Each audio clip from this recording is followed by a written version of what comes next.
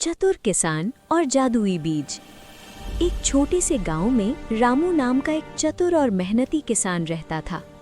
उसकी जमीन बहुत उपजाऊ नहीं थी, फिर भी वो समझदारी और मेहनत से अपने परिवार का पालन पोषण करता था। एक दिन गांव में एक बूढ़ा साधु आया। उसके हाथ में एक छोटी सी थैली थी। साधु ने गांव वालों से कहा, ये जादुई बीज हैं, जो इन्हें सच्चे मन और सही तरीके से बोएगा, उसकी जिंदगी बदल जाएगी।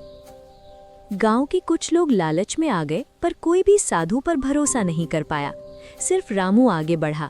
उसने विनम्रता से साधु से पूछा, महाराज, इन बीजों की खासियत क्या है?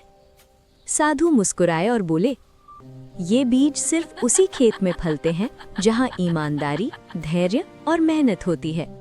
इतना कहकर साधु रामू को बीज देकर चला गया। रामू ने उन बीजों को बड़े ध्यान से अपने खेत में बोया। वो रोज समय पर पानी देता, खेत साफ रखता। पड़ोसी उसका मजाक उड़ाने लगे, पर रामू ने हार नहीं मानी। एक सुबह उसने देखा कि खेत में सुनहरी रोशनी से चमकता हुआ पौधा उगाया है। कुछ ही दिनों में वो पौधा बड़े पेड़ में बदल गया, जिस पर अनाज नहीं बल्कि सोने जैसे दाने लगे थे। रामू बहुत खुश हुआ, लेकिन उसने लालच नहीं किया। उसने उन दानों का सही उपयोग किया, गरीबों की मदद की, गांव में कुआं बनवाया और बच्चों के लिए स्कूल खुलवाया।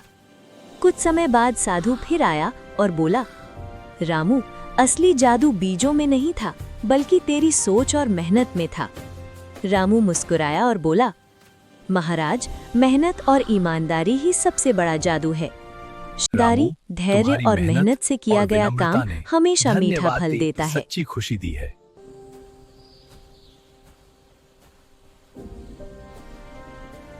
प्लीज कहानी अच्छी लगे तो लाइक एंड सब्सक्राइब करिए।